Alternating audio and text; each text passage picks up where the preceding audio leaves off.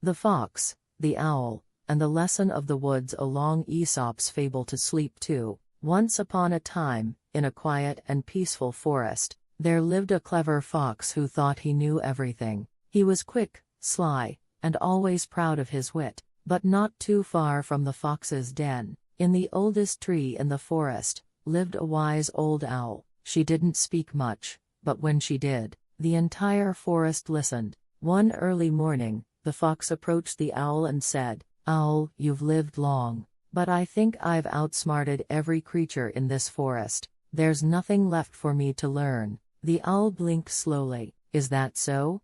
she said. "Then perhaps it's time you learn the lessons of the woods." The fox tilted his head. "The lessons of the woods?" The owl nodded gently. "Come back tomorrow at dawn, and I'll tell you stories not just for your ears, but for your heart. Chapter 1: The Boasting Frog.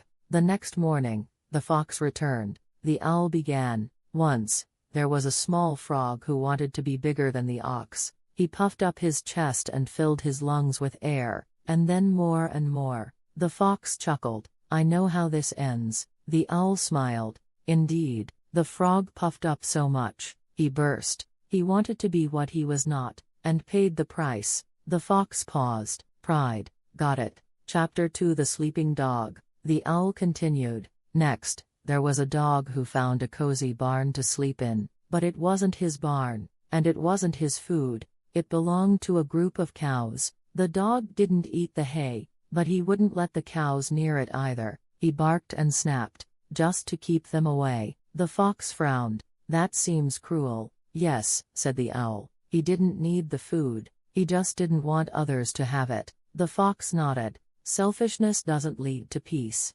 Chapter 3: The Farmer's Treasure. Long ago, the owl said, a farmer had a goose who laid golden eggs. Day after day, the goose gave him treasure, but the farmer grew greedy. He thought, "If I cut her open, maybe I'll find all the gold at once." The fox winced, and when he did he found nothing. No more golden eggs, and no more goose. The forest grew quiet. The fox whispered, "Greed takes everything." Chapter 4: The Kind Lion. The owl looked at the fox gently. Once, a mighty lion caught a small mouse. He could have eaten him in one bite, but he let him go. Days later, the lion was caught in a hunter's net. He roared, but no one came, except the mouse. The tiny mouse gnawed through the ropes, and set the lion free. The fox's eyes softened. Even the smallest creature can make a big difference. Final chapter: The Fox Himself. The owl looked at the fox with warmth.